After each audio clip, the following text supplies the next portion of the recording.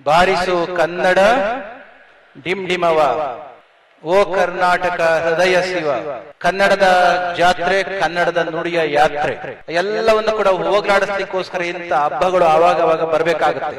ತೆರದಲ್ಲಿ ಹರಸು, ಬಾರಿಸು ಕನ್ನಡ ಡಿಂಡಿಮವ. ಸರ್ವೋದಯವಾಗಲಿ ಸರ್ವರಲಿ. ಬ್ರಹ್ಮಾನಂದಂ ಪರಮಸುಖದಂ ಕೇವಲಂ ಜ್ಞಾನಮೂರ್ತಿಂ ದ್ವಂದ್ವಾತೀತಂ ಗಗನ ಸದೃಶಂ ತತ್ವಮಸ್ಯಾದಿ ಲಕ್ಷ್ಯಂ ಏಕಂ ನಿತ್ಯಂ ವಿಮಲಂ ಅಚಲಂ ಸರ್ವಧಿ ಸಾಕ್ಷಿಭೂತಂ ಭಾವಾತೀತಂ ತ್ರಿಗುಣರಹಿತಂ ಸದ್ಗುರುಂ ತಂ ನಮಾಮಿ. ಶ್ರೀ ವಿದ್ಯಾಂ ಜಗತಾಂ ಧಾತ್ರಿಂ ಸರ್ಗಸ್ಥಿತಿಲಯೇಶ್ವರೀಂ ನಮಾಮಿ ಲಲಿತಾಂ ನಿತ್ಯ ಮಹಾತ್ರಿಪುರ ಸುಂದರೀಂ. ತಾಯಿ ಭಾರತಿಯನ್ನ, ಕನ್ನಡ ಭುವನೇಶ್ವರಿಯನ್ನ ಸ್ಮರಿಸಿ, ನಮ್ಮೆಲ್ಲರ ಆರಾಧ್ಯ ದೈವ ಯೋಗಿ ಪದ್ಮಭೂಷಣ ಜಗದ್ಗುರು ಡಾಕ್ಟರ್ ಶ್ರೀ ಬಾಲ್ ಗಂಗಾಧರನಾಥ್ ಮಹಾಸ್ವಾಮೀಜಿಯವರ ದಿವ್ಯ ಚೇತನಕ್ಕೆ ಮನಸ ನಮಿಸಿ, ಇಂದಿನ ಕಾರ್ಯಕ್ರಮದಲ್ಲಿ ಉಪಸ್ಥಿತರಿದ್ದು ಕಾರ್ಯಕ್ರಮವನ್ನು ಉದ್ಘಾಟಿಸಿದ ನಾಡಿನ ಜನಪ್ರಿಯ ಮುಖ್ಯಮಂತ್ರಿಗಳಾದ ಸನ್ಮಾನ್ಯ ಸಿದ್ದರಾಮಯ್ಯನವರ ಉಪಸ್ಥಿತಿ ಇದೆ. 87ನೇ ಅಖಿಲ ಭಾರತ ಕನ್ನಡ ಸಾಹಿತ್ಯ ಸಮ್ಮೇಳನದ ಸರ್ವಾಧ್ಯಕ್ಷರಾಗಿ, ಶ್ರೇಷ್ಠ ಸಾಹಿತಿ ಕವಿಗಳಾಗಿ, ಜನಪದ ತಜ್ಞರಾಗಿ ಸರ್ವ ಮಾನ್ಯತೆಯನ್ನು ಪಡೆದಿರತಕ್ಕಂಥ ಸರ್ವಾಧ್ಯಕ್ಷರಾದ ಗೋರು ಚನ್ನಬಸಪ್ಪನವರನ್ನ ನೆನಪು ಮಾಡಿಕೊಂಡು, ಸಚಿವರಾಗಿರ್ತಕ್ಕಂಥ ಚಲುವರಾಯಸ್ವಾಮಿಯವರ ಆದಿಯಾಗಿ ಎಲ್ಲ ಸಚಿವ ವೃಂದದವರೇ, ಶಾಸಕ ವೃಂದದವರೇ, ಎಲ್ಲ ಆತ್ಮೀಯರೇ, ಸಾಹಿತಿಗಳೇ, ಸಾಹಿತ್ಯ ಅಭಿಮಾನಿಗಳೇ, ಮಾಧ್ಯಮ ಸ್ನೇಹಿತರೆ, ಸಮಯ ಸಾಕಷ್ಟು ಆಗಿದೆ.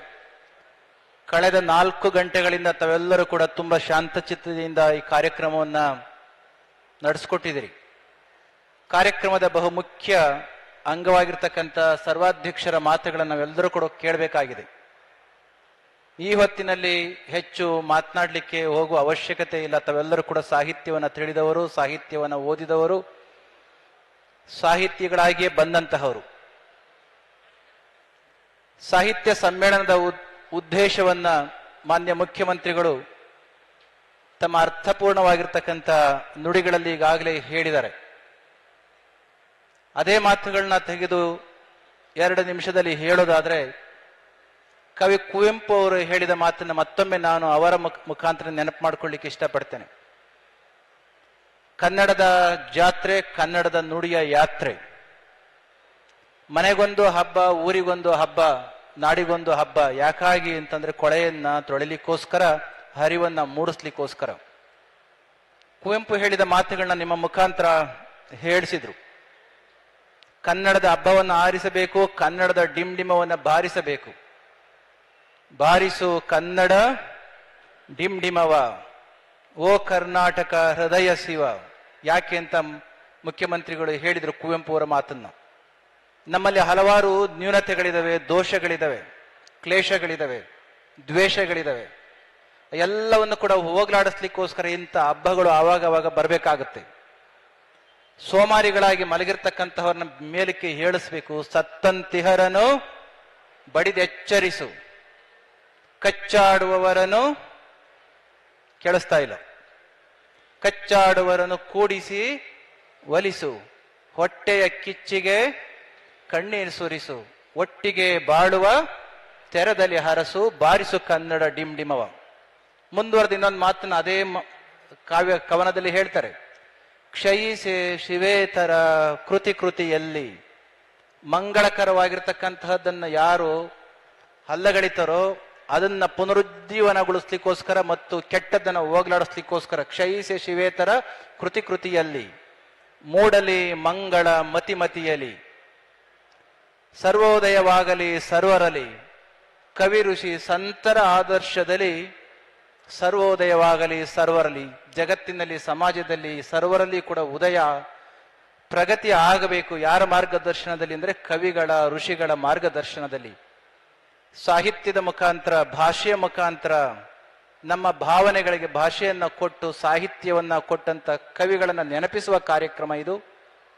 ಹಿಂದಿನ ನಮ್ಮ ಹಲವಾರು ಕವಿಗಳು ನಮ್ಮ ಇಂದಿನ ಈ ಸ್ಥಿತಿಗೆ ಕಾರಣೀಭೂತರಾಗಿರ್ತಕ್ಕಂಥ ಹಲವಾರು ಕವಿಗಳನ್ನು ನೆನಪಿಸುವ ಸ್ಥಿತಿ, ಇಂದಿನ ನಮ್ಮ ಸಾಹಿತ್ಯ ಭಾಷೆಯ ಸ್ಥಿತಿನ ನೆನಪು ಮಾಡಿಕೊಳ್ತಕ್ಕಂಥದ್ದು, ನಮ್ಮ ಭವಿಷ್ಯಕ್ಕೆ ಮುಂದೆ ಹಾಕಿಕೊಡ್ತಕ್ಕಂಥ ಸೋಪಾನದ ವ್ಯವಸ್ಥೆನ ಮಾಡ್ತಕ್ಕಂಥದ್ದು ಈ ತ್ರಿವೇಣಿ ಸಂಗಮದ ಒಟ್ಟು ಈ ಕಾರ್ಯಕ್ರಮದ ನಾವೆಲ್ಲರೂ ಕೂಡ ಭಾಗಿಗಳಾಗಿರ್ತಕ್ಕಂಥ ಈ ಹೊತ್ತಿನಲ್ಲಿ ಮೌಲಿಕವಾಗಿರ್ತಕ್ಕಂಥ ಮಾತುಗಳನ್ನು ಮಾನ್ಯ ಮುಖ್ಯಮಂತ್ರಿಗಳು ಹೇಳಿದ್ದಾರೆ. ಜಗತ್ತಿನ ಶ್ರೇಷ್ಠ ಸಾಹಿತ್ಯ ನಮ್ಮ ಭಾಷೆಗೆ ಬರಬೇಕು, ನಮ್ಮಲ್ಲಿರ್ತಕ್ಕಂಥ ಶ್ರೇಷ್ಠ ಸಾಹಿತ್ಯ ಜಗತ್ತಿಗೆ ಹೋಗಬೇಕು. ಆಗ ಜಗತ್ತಿನಲ್ಲಿರ್ತಕ್ಕಂಥ ಎಲ್ಲವನ್ನು ಕೂಡ ತಿಳಿಲಿಕ್ಕೆ ಸಾಧ್ಯ ಆಗುತ್ತೆ ಸಾಹಿತ್ಯದ ಮುಖಾಂತರ. ಅಂತಹ ಕನ್ನಡಮ್ಮನ ತೇರು ನಡೀತಕ್ಕಂಥ ಸಾಹಿತ್ಯ ಸಮ್ಮೇಳನ ನಮ್ಮ ಮಂಡ್ಯದಲ್ಲಿ ಉದ್ಘಾಟನೆ ಆಗಿದೆ.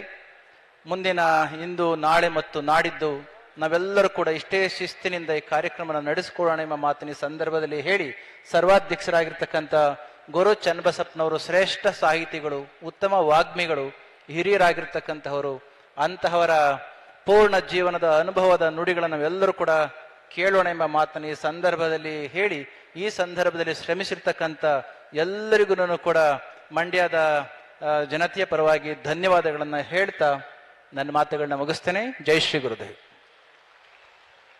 ಹೆಚ್ಚಿನ ವಿಡಿಯೋಗಳಿಗೆ ಪ್ರತಿಧ್ವನಿ ಯೂಟ್ಯೂಬ್ ಚಾನೆಲ್ ಸಬ್ಸ್ಕ್ರೈಬ್ ಮಾಡಿ, ಬೆಲ್ ಐಕಾನ್ ಕ್ಲಿಕ್ ಮಾಡಿ.